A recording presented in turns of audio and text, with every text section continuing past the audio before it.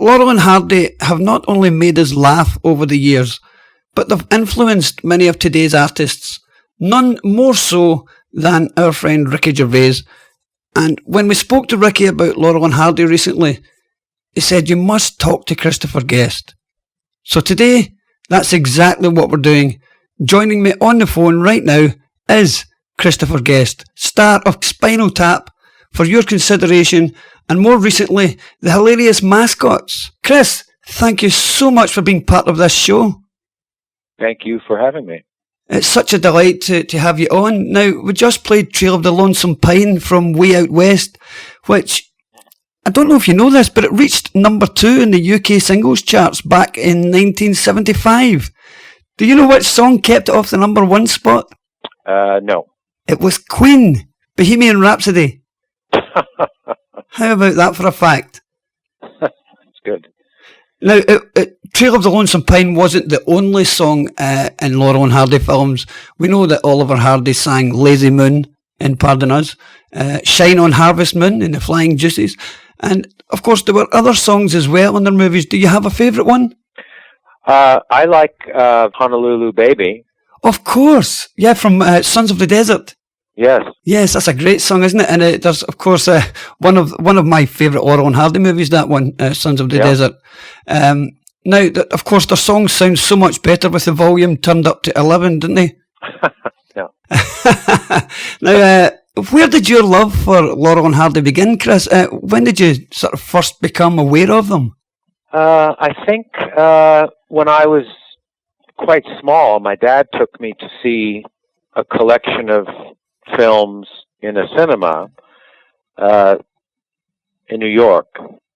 And my dad was English, and he had seen these originally as they came out. And there was a compilation done when I was a kid, and it was put in cinemas for a brief period of time. And he took me to see that, and that had a big effect, I think, seeing the early comedians. Laurel and Hardy were part of it. I think there was some Buster Keaton in it, and I think others as well. Sure. And how big a fan are you? I mean, as well as watching the movies, do you watch all the documentaries and read the books as well? I've seen the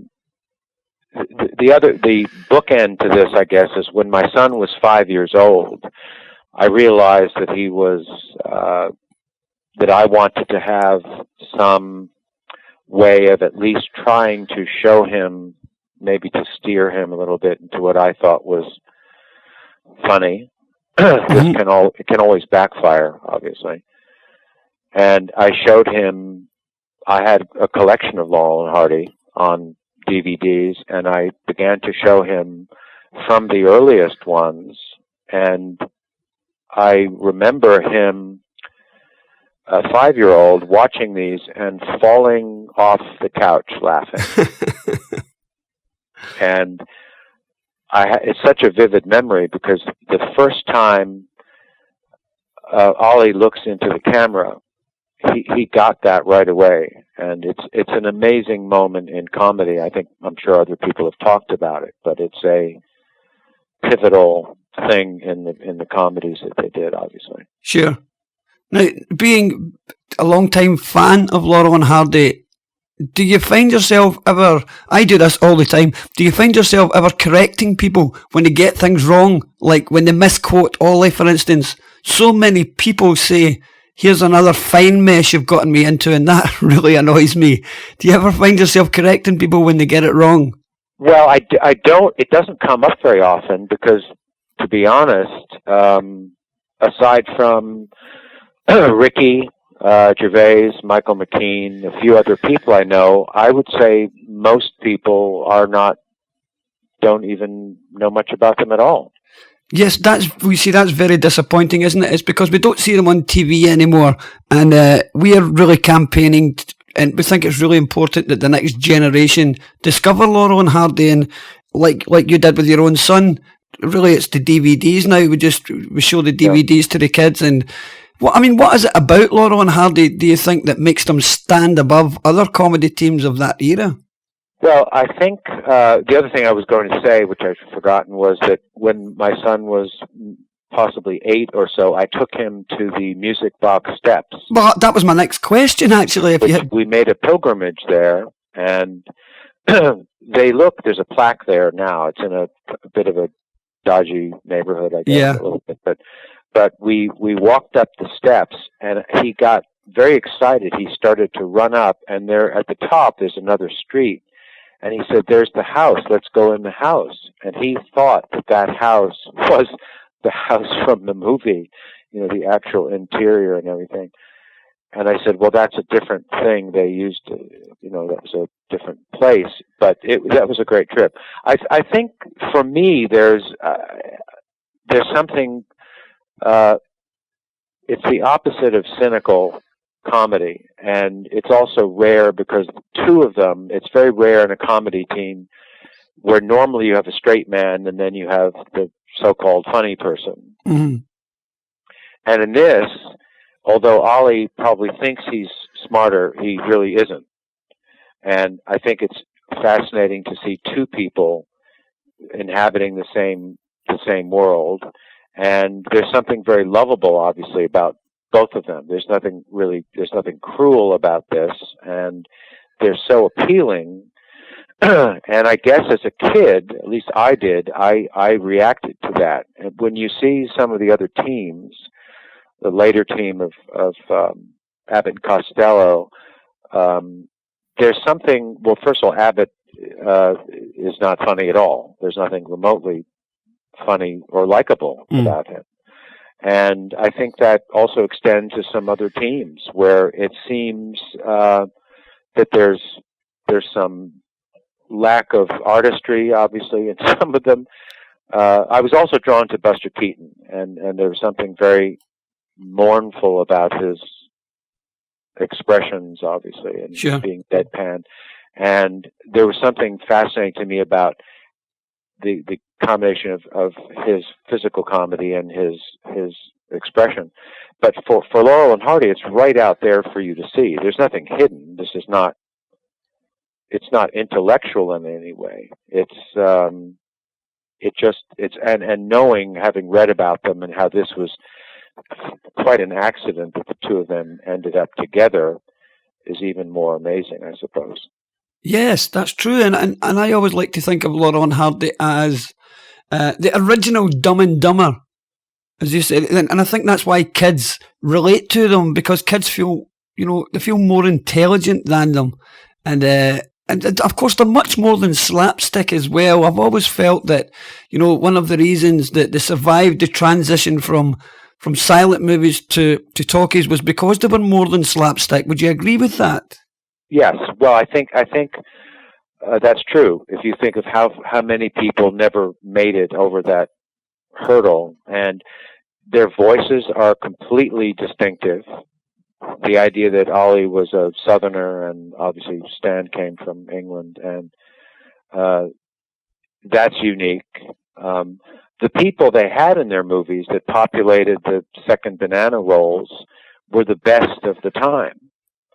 And that's another key for me. As a film director, I try to get as many good actors as you can get. You don't want to get talented stars and then fill out the rest of the movie with people that just sort of fill in, And in their films, you have James Finlayson and you have Billy Gilbert, and you have a bunch of people that are at the top level, and they're very willing to give over time and scenes to these people because they're so good.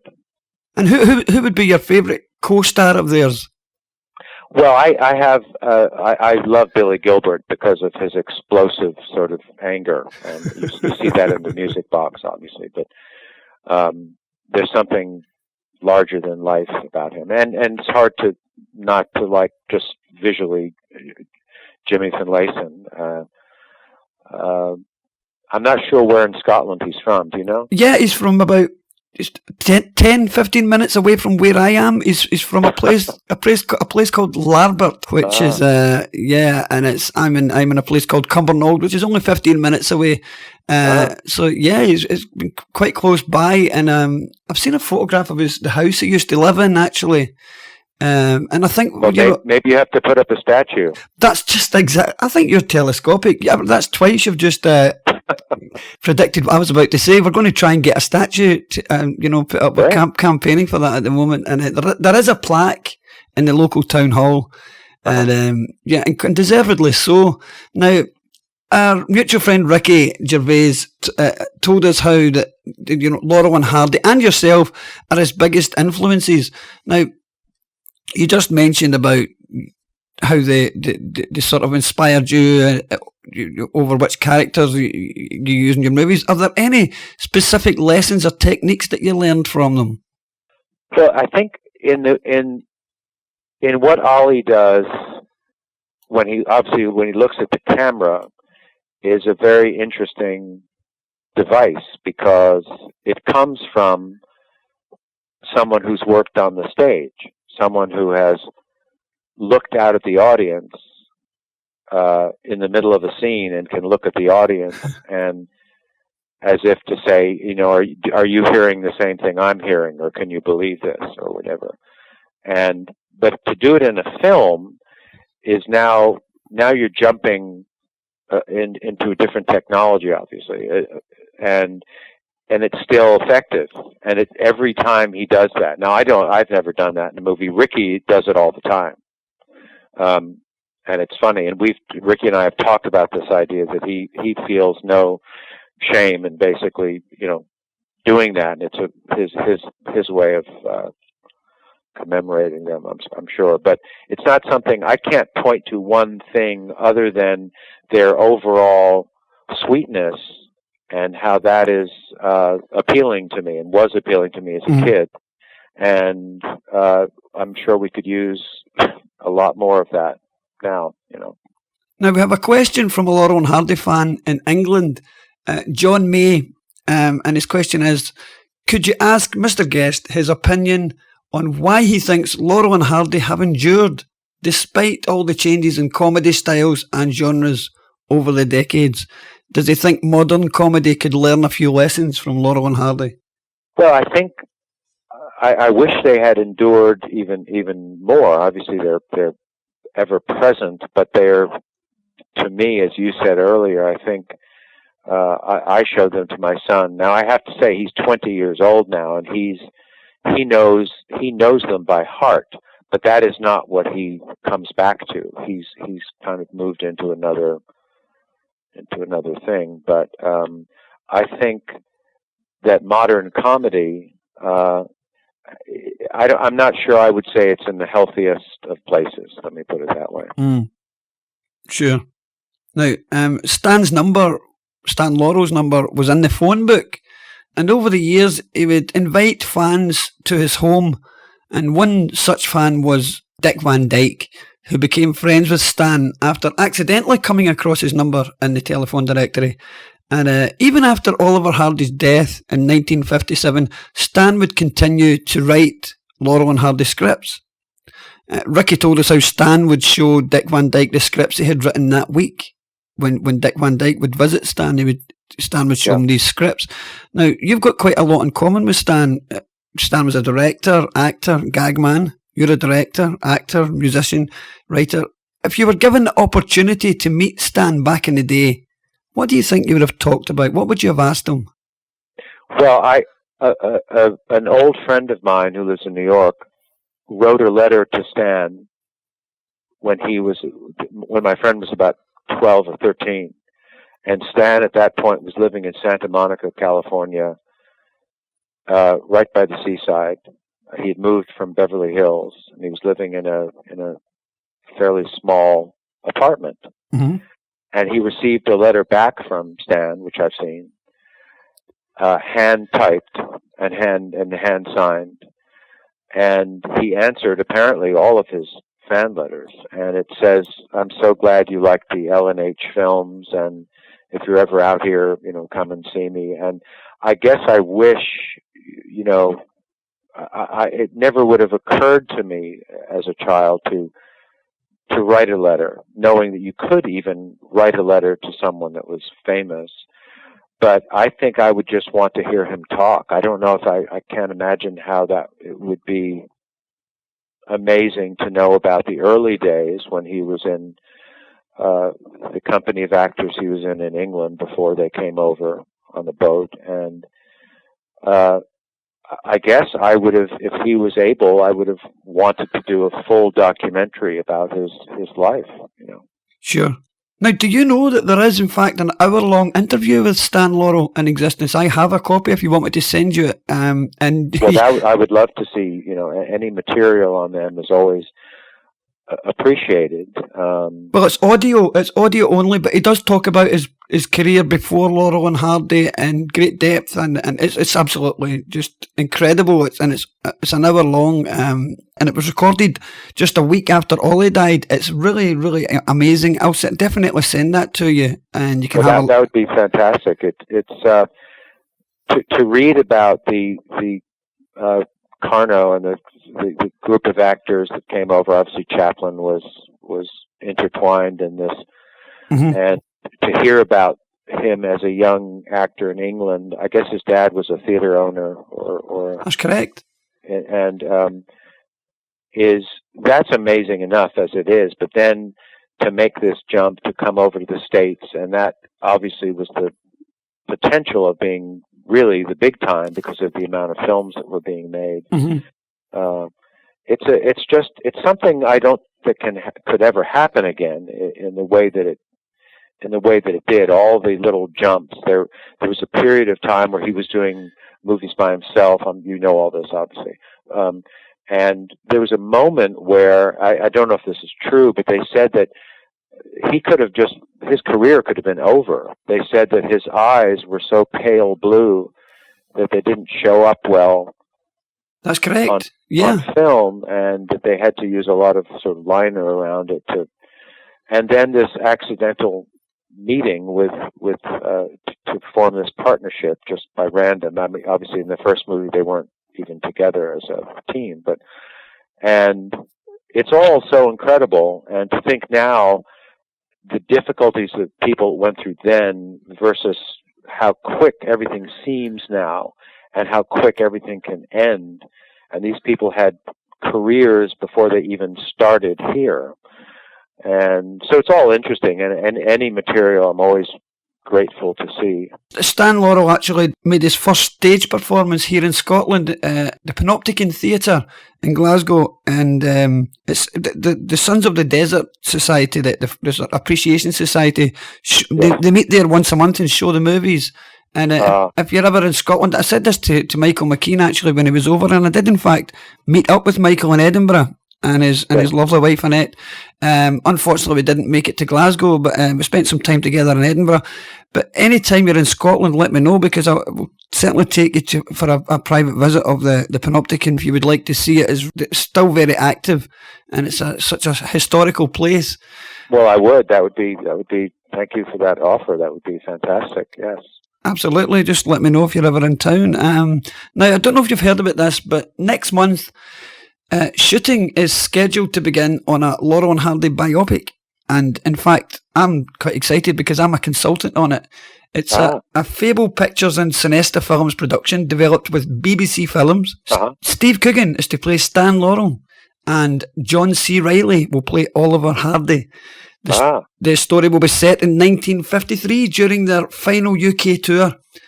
What are your thoughts on this? Are you a fan of biographical movies? Because a lot of people tend to be quite sceptical of these things. Well, I think it obviously depends who is doing them, who's making them, who's in them, and it can be great and it can be dreadful. You know, it really depends on how it's done. It's all depends on how it's done. So I prefer not to make a generalization, but just to hope that some person that you have revered, or the two of them in this case, that there's respect and that it's done well. Absolutely, and there's a great team behind it. Jeff Pope wrote the screenplay, and Jeff's such a reputable guy. He wrote Philomena, and John S. Baird, he directed Filth, with James McAvoy is directing it. So and they're all Laurel and Hardy fans as well. So yeah, I agree with you. Let's give it a chance. It's due for release next year, so watch out for that. Stan and Ollie. Now, what are some of your favourite Laurel and Hardy moments, Chris? I remember watching the film where Ollie is calling up the stairs to have Stanley come downstairs, and you hear this noise, and then Stan walks in the front door, and he looks at him and says, "Well, I fell out the window." And it's this moment of, it's so perfect because you don't see it, you just you hear the sound, and he comes in, he's looking up the stairs, and he comes in behind him in the front door.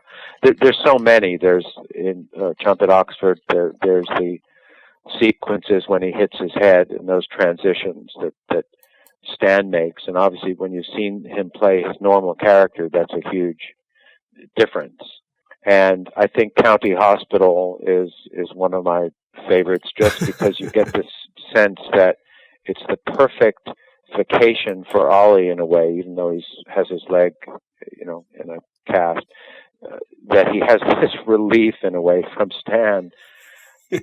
And of course, the first thing that happens is he comes to visit, and now it starts.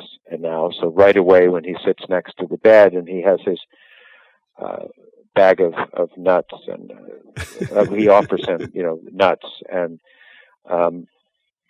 it's almost the perfect formula for them, because you never get to see them in what would have been this little time where Ollie could have just been quiet and just done whatever he wanted to do. Now, of course, his friend comes to visit him and turns into what you would expect. That's one of my favorites. I do like the music you were talking about from Way Out West. There's an amazing dance scene in that. Yes. And it's always amazing because you see them dancing in the music box as well when they're doing that funny little dance in the house. You see how nimble Oliver is, and every time you see him do that, it's surprising to see a large guy move that well. It's kind of expected of thin people. That's right. Yes, it's incredible, and he also does it, of course, in Flying Juices when he sings "Shine On Harvest Moon." Of course, he does the dance as well in that. Yes. Yeah, he was very nimble for his size, and it's quite funny when you look back at films like Tit for Tat. Ollie wasn't really fat at all in that. No. And yet, it was more later in life. He started really putting on the weight. What did you think of the later movies, the sort of after Hal Roach, the sort of Fox era?